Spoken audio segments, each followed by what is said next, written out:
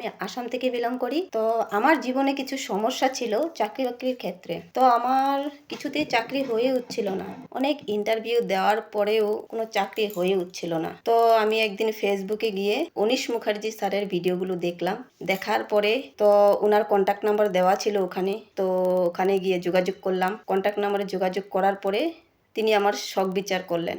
শখ বিচার করার পরে আমাকে বললেন যে আপনাকে 6 মুখী রুদ্রাক্ষ নিতে হবে। তো এই যে 6 মুখী রুদ্রাক্ষ নিয়ে নিলাম।